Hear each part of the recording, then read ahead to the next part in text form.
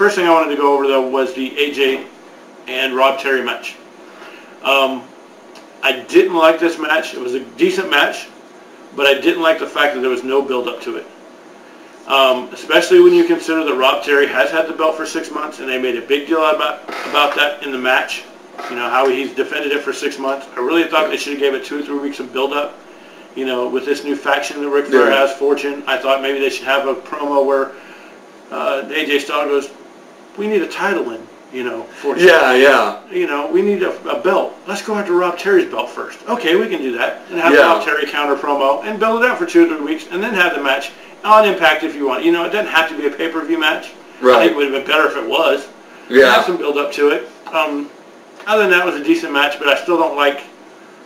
They kind of disrespected Rob Terry, in my opinion. Yeah. I like Rob Terry a lot. I'm really big on Rob Terry. The ECW angle, I don't... 6 months ago, we went through this with Hulk Hogan. Yeah. Everybody was really kind of iffy on Hulk Hogan coming in. They had to call a crew meeting. Why are we doing that again? Why not have the workers in the company be excited about working with the ECW? Yeah. You know, I know if I was there and I was working, I would be thrilled. Like, great, I get to work with Tommy Dreamer and Raven. Yeah. All right, cool, bring them on. Be like Rhino's in the house. Hell yeah, you know. And you get to work in the ECW environment. Hell yeah. You know, how many of those guys like Jay Lethal and Amazing Red have grew up watching ECW? Yeah, exactly. Why not be excited about it? Why not have everybody in the back go, you know what, we're excited about this. You know, wrestlers are fans too, you know. Exactly. Wrestlers were marks before they were wrestlers. Yeah, exactly. You know, why not have them be excited about it instead of everybody be apprehensive and you know, wonder what Dixie Carter's doing. Yeah. You know, I just don't understand that angle of it. I love the Dudley Boys promo. I think it's awesome what they're doing with them. I really wondered a couple episodes or last episode what they were going to do with the Dudleys with this ECW thing, but I love what they're doing. How they're still kind of splitting the Dudley Boys up, and the thing about it is Bubba Ray is right. Yeah. What do they have to prove? You know, they've done everything, everywhere, won 24 tag team belts. I mean, them and Rob Van Dam were about the only ones successful in WWE outside of ECW. Yeah. You know, and he's right, and that's the beauty of it. I love the angle. I love the attitude. I love what they're doing with it. You know, and keep going with it because I love where it's going. One thing I wish they would kind of do with this is maybe spin it off into another show. If they have to, put it under another name, but use ECW guys, mixed with some of their young talent. I've been saying for months how they need another show to showcase some of the other talent that they have that they're not able to put on the one show a week. Mm-hmm. I think this could be a way of doing that. I don't like the idea so much because it's splitting into brands, which is what WWE has done, and they didn't do it very well. I still don't like that. But this is a good way of doing like ECW was with WWE, except doing it better. Mm-hmm. I don't think you have the egos that Vince McMahon had with allowing another show to be better than the ones he created. Yeah. I don't think Dixie Carter or Jarrett or Hogan or Bischoff would mind seeing another show spin off and do better. Mm-hmm. They should really get Paul Heyman in. I know they've been talking to him, but Paul Heyman join. Please. You know, give him this show. Say, okay, here you go. You got some of your old ECW guys. We're going to... Here's the car keys. Yeah, here's the car keys. Go with it. We're going to give you some younger talent from TNA, which I think he would love. Because I know he probably loves the talent they have on their roster right now. Yeah. You know, everybody else is high on it. Here's the keys. Go with it. Leave him alone. Let him do his thing. Let him recruit who he wants. Let him book how he wants. Mm-hmm. Watch it be, you know, if it's bigger than Impact, I don't think anybody would mind. It'd be a win-win. Yeah, it would. And it would give a showcase, you know, like I said, a showcase for other guys. You know, have the ECW show steal the X Division title. Mm-hmm. You know, that would be about the only cross-promotion you could do, but have them steal the X Division title. Yeah. And then keep the global title as TNA's secondary title. Yeah. XCW. And if you had to change the name, change it to XCW. X title. Keep the X, keep the E out, and you're good to go. That way you don't get sued by Vince. Yeah. And that would be kind of good if they actually did better than Vince. That would be kind of funny. That would be. Even for 1 week, I think the fans would cheer. And that brings me to the Joe versus Hardy match. Oh, God. A 10-minute time limit draw. Very badly commentated to me. Mm-hmm. And here's why. You have the number 2 versus number 4. You have Jeff Hardy being the number 2. With Samoa Joe being the number 4, how are you supposed to believe that Samoa Joe, in this 10-minute time frame, which isn't very long for a wrestling match, Joe's going to sit there and do a couple moves and then take his time getting around the ring to do any more? Why? This is one instance where I really wish, and I don't know how much this gets done, but I really wish commentators and wrestlers would work together. Commentators should hang out where the wrestlers are making their matches, get out to the ring, put your match together, have the commentators out there so they know what's going on. Yeah. And they know how to call it. And even offer some input. Because in this match, I'm sorry, but Joe and Jeff did not do very well with this match. No. It was not a number 4 versus number 2 match. It was just a regular match that had a 10-minute time limit. There was no psychology to it. There was, you should have had Joe going after quick pins, going for the win, because if he wins, he's number 2. Yeah. You had Jeff Hardy defending his number 2 spot by taking his time. Samoa Joe had some sort of headlock, something on Jeff Hardy, and Jeff Hardy took his time getting out of it, which would make sense for him being the number 4 guy, and he finally got his leg to the rope or something, and it wasted like a minute.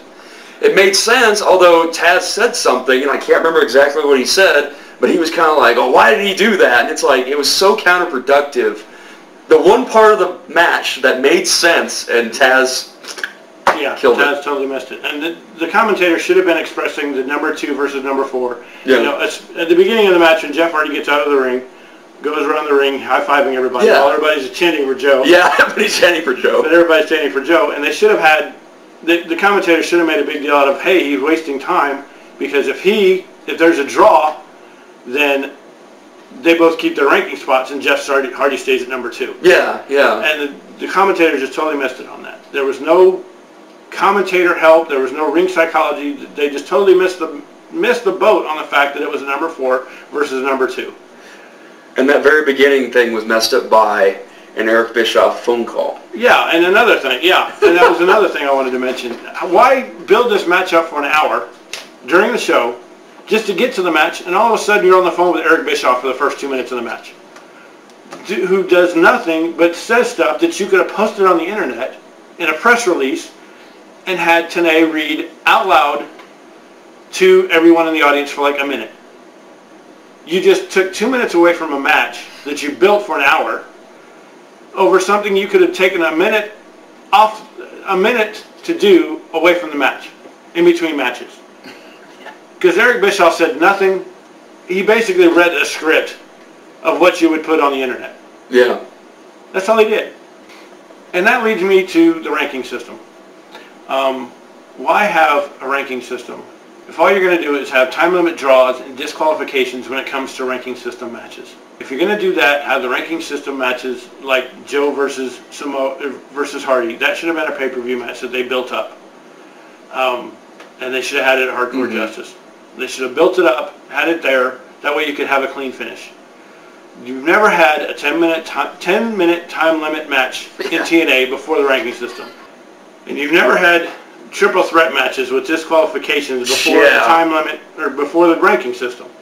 And the whole angle going through the top 10 is kind of ridiculous to me. I mean, it's cool, but at the same time, there's no real drama until you reach the end. Yeah. And adding the retirement thing pretty much takes whatever drama there is and throws it right out the window. Yeah. Because now you know he's not going to lose. He's not going to lose to Hernandez or the Pope or whoever is number 6. He's not going to lose until he gets up to number 1. If he loses, then. So, I mean, I like the ranking system if it's done right, but having number 4 and number 2 matches that nobody gets the psychology on, and not having it on a pay-per-view and not building it up, just doesn't mean anything. Right. It's the first time them two have been in the ring against each other, and you just wasted it. Yeah. The Tommy Dreamer promo, real quick, I totally disagree with him. I see where he's coming from with the whole you should be angry about it and everything, but the fact is that Tommy Dreamer's always been an emotional guy. And if you're going to be real, then you're going to have to be on the mic and be real. And I could totally see where Tommy Dreamer, I've seen him emotional at WWE and ECW towards his run in WWE, ECW. Yeah. I saw him get emotional there, so I expected it the other night. And I thought it was awesome. I thought it was an awesome promo. I thought it was as real as I've seen. I just loved it. I love what they're going to do with it. I love how they're going to help do a pay-per-view with it, and I hope it turns into something besides just a reunion show. Yeah. I know a lot of people are saying, oh, old ECW farts. Well, that's when you mix in the new guys. Yep. And you don't do it. Pass the torch. You don't do it as a tryout show like Sunday Night Heat like WWE did. You turn it into a real product with real belts, real storylines, and let it be ECW again. Yep. One last time. One last time. Now see what you can do with it. Because I bet you money they could pull ratings out of their butts with it. Mm-hmm. Just leave it alone and let it be the old ECW. But that is our take on TNA's Impact of this past week. TNA, we love you. We want you to keep improving. I hope you enjoy our show, and et cetera, et cetera. Yeah. we hope you get over the WWE juggernaut, because they've just got really stale. Yeah. And we want to see TNA improve. We want to see the WWE improve as well. But we want to see you guys improve, and that's why we offer constructive criticism. Yeah. And with that being said, I guess we are done! I don't think it's as bad as last time.